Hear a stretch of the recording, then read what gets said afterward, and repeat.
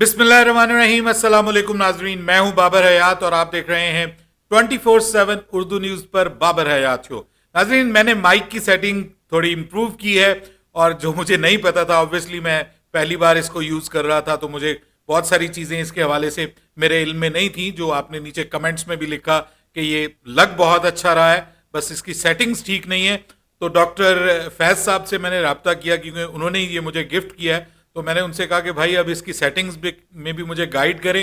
उन्होंने जिस तरह से मुझे गाइड किया, अब उस हिसाब से मैंने इसकी सेटिंग की है और उम्मीद करता हूं कि अब ये मेरी आवाज़ आप तक बड़ी क्लियर और बड़ी क्रिस्प पहुंच रही होगी और डॉक्टर साहब का ये तोहफा अब हमारे इंशाल्लाह हर रोज़ काम आएगा और काफ़ी देर तक काम आएगा। एक बार फिर डॉक्टर साहब आपका बहुत बहुत शुक्रिया। लेकिन पाकिस्तान क्रिकेट आपको कभी डिसअपॉइंट नहीं करता। आपको हर रोज कोई ना कोई नई खबर मिलती है, कोई ना कोई नई कंट्रोवर्सी पाकिस्तान की क्रिकेट में आपको मिलती है और कोई ना कोई ऐसा जरूर होता है जो क्रिकेट के अंदर इन होता है या क्रिकेट से बाहर हो जाता है। और अब पाकिस्तान क्रिकेट को लगा है बड़ा झटका। एक हेड कोच जो हैं, उन्होंने पाकिस्तान क्रिकेट को छोड़ने का फैसला कर लिया है, बल्कि उन्होंने पीसीबी को बता दिया है और कह दिया है कि बाय बाय टाटा। किस लिए किया है उन्होंने, ये भी इसके ऊपर भी हम बात करेंगे। उन्होंने जनूबी अफ्रीका जाने से इनकार कर दिया है, किस लिए किया है, वजह क्या बनी है, ये भी आपके साथ डिस्कस करेंगे। और उसके बाद आपको बताऊंगा कि अब ये जो हेड कोच की जिम्मेदारी है, ये अब कौन संभालने जा रहा है और आगे उसके साथ क्या हो सकता है, इसके ऊपर भी बात करेंगे तफसील के साथ। दूसरी जानिब जनूबी अफ्रीका ने पाकिस्तान के खिलाफ वनडे स्क्वाड का ऐलान कर दिया है और भाइयों वो बहुत तगड़ा वनडे स्क्वाड है। उन्होंने बेस्ट पॉसिबल जो उनका स्क्वाड हो सकता है ना, उसका ऐलान कर दिया है। तो पाकिस्तान तो उनके बीसी स्क्वाड के सामने इस वक्त ढेर हुआ पड़ा है। T20 क्रिकेट में तो ओडीआई में पाकिस्तान का क्या हाल होने जा रहा है, कुछ इसके ऊपर भी बात करेंगे। और फिर बात करेंगे कि पाकिस्तान सुपर लीग को लेकर के जो है वो एक बड़ी खबर आई है। पाकिस्तान क्रिकेट बोर्ड ने इस हवाले से एक खबर दे दी है कि खिलाड़ियों की जो रजिस्ट्रेशन है उसके हवाले से पाकिस्तान क्रिकेट बोर्ड ने खबर दी है। इन तमाम मौजूआत पर बात करेंगे। लेकिन आगे बढ़ने से पहले आपसे गुजारिश कि अगर आप हमारे नए व्यूअर हैं तो प्लीज हमारे इस चैनल को जल्दी से कर दीजिएगा सब्सक्राइब और बेल आइकन को पुश करना मत भूलिएगा। मुझे फॉलो कीजिए इंस्टाग्राम पे @बाबर हयात शो और हमारे पेज को फेसबुक पे लाइक कर लीजिएगा। तो जनाब, सबसे पहले हम बात कर लेते हैं कि जनूबी अफ्रीका ने पाकिस्तान के खिलाफ ओडीआई स्क्वाड का ऐलान कर दिया है। आपको यह बताने जा रहा हूं कि ओडीआई स्क्वाड का ऐलान जहां उन्होंने किया है, वहां पर जनूबी अफ्रीका की टीम को एक धचका भी लगा है और उनके एक सबसे सीनियर बॉलर्स में से एक एनरिच नोकिया जो हैं, वो पाकिस्तान के खिलाफ कंप्लीटली जो व्हाइट बॉल सीरीज है उससे बाहर हो गए। उनको T20 सीरीज में भी शामिल किया गया था, अब वो T20 सीरीज में भी अगले मैचेस में आपको नजर नहीं आएंगे और इसके अलावा इंजरी की वजह से अब वो ओडीआई सीरीज से भी बाहर हो गए। लेकिन जो ओडीआई सीरीज है उसमें कुछ ऐसे प्लेयर्स की वापसी हुई है जो काफी अरसे से 2023 के वर्ल्ड कप से टीम का हिस्सा नहीं थे और उनमें जो सबसे इंपॉर्टेंट नाम है जी वो है रबादा का। जी हाँ, रबादा जो थे वो ओडीआई टीम का हिस्सा नहीं थे।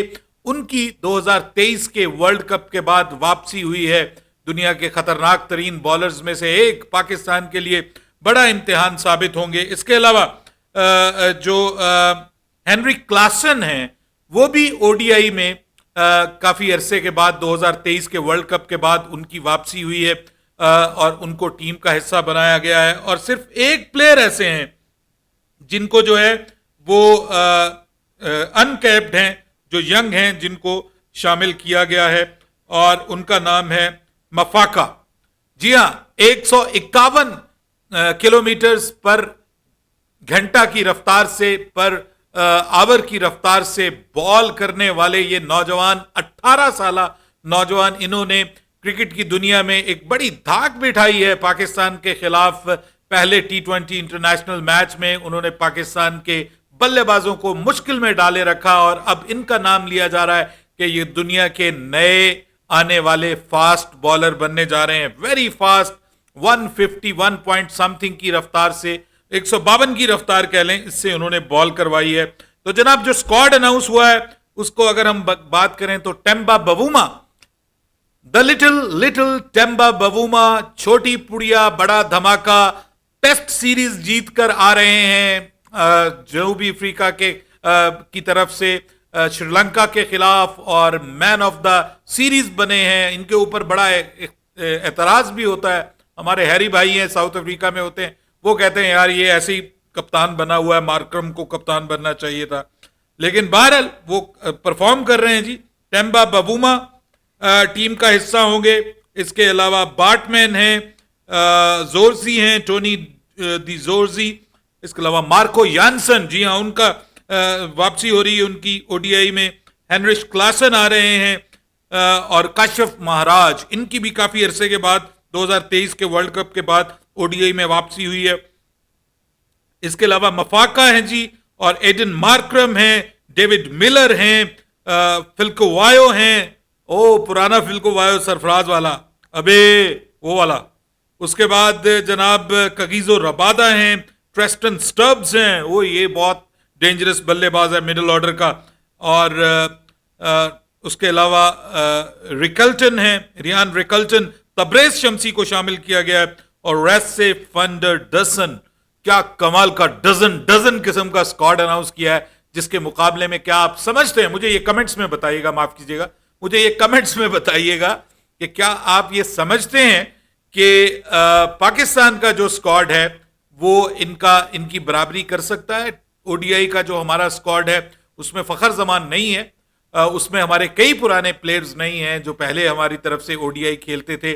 जब पिछली बार पाकिस्तान की टीम यहां पर ओडीआई खेलने आई थी, जो कि सीरीज पाकिस्तान ने जीती थी, उनमें से कई प्लेयर्स नहीं हैं। मोहम्मद नवाज नहीं है, शादाब खान नहीं है, इफ्तिखार अहमद नहीं है, मतलब ये काफी सारे प्लेयर्स जो मिडिल ऑर्डर के नहीं है। कुछ यंगस्टर्स पाकिस्तान ने शामिल किए हुए हैं, लेकिन फिर भी काफी सेटल्ड टीम पाकिस्तान की भी दिखाई दे रही है। देखना यह है कि पाकिस्तान की टीम ओडीआई में कैसा परफॉर्म करती है। अभी तो टी20 का मरहला दरपेश है, पाकिस्तान को सीरीज में वापस आना है, और सीरीज में वापस आने से पहले पाकिस्तान के लिए एक बड़ा झटका है जी। This is not good for Pakistan cricket, this is not good for the respect of Pakistan cricket and Pakistan cricket board. के चलिए हमने मान लिया कि उनके नाजायज मुतालबात थे गैरी कर्स्टन के। जस्ट इमेजिन कि गैरी कर्स्टन इस वक्त पाकिस्तान के वाइट बॉल कोच होते और साउथ अफ्रीका का दौरा हो रहा होता, तो वो कितने ज्यादा फायदेमंद साबित हो सकते थे पाकिस्तान के लिए। लेकिन अब ये जो मामला हो रहा है जी कि पाकिस्तान के एक और हेड कोच जो हैं, उन्होंने पाकिस्तान के लिए साउथ अफ्रीका आने से इनकार कर दिया है। जी हाँ,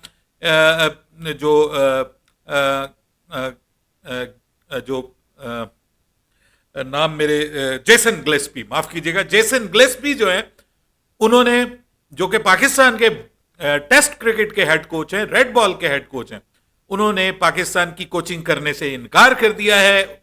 पाकिस्तान टीम के लिए साउथ अफ्रीका आने से इनकार कर दिया। उन्होंने कहा भाई अपना मामला खुद देखो, मैं पाकिस्तान की तरफ से कोचिंग नहीं करने जा रहा, मैं साउथ अफ्रीका नहीं जा रहा। अब ये उन्होंने क्यों किया है? उनकी तरफ से ये जो रद्दे अमल सामने आया है, ये पाकिस्तान क्रिकेट बोर्ड ने आज एक फैसला किया है कि इनके साथ एक असिस्टेंट कोच थे जिनका नाम नाइल्सन था, उनको पाकिस्तान क्रिकेट बोर्ड ने जो उनका कॉन्ट्रैक्ट था उसको रिन्यू करने से इनकार कर दिया है, और उनको कहा कि जी हमने ये आपका जो कॉन्ट्रैक्ट है इसको अब आप खत्म समझे, यानी उनको उनके ओहदे से हटाने का फैसला किया है। जब ये खबर पहुंची है जेसन गिलेस्पी के पास, तो उन्होंने कहा आपने मुझसे इस हवाले से जो है वो मुझसे मशवरा करना तक गवारा नहीं किया।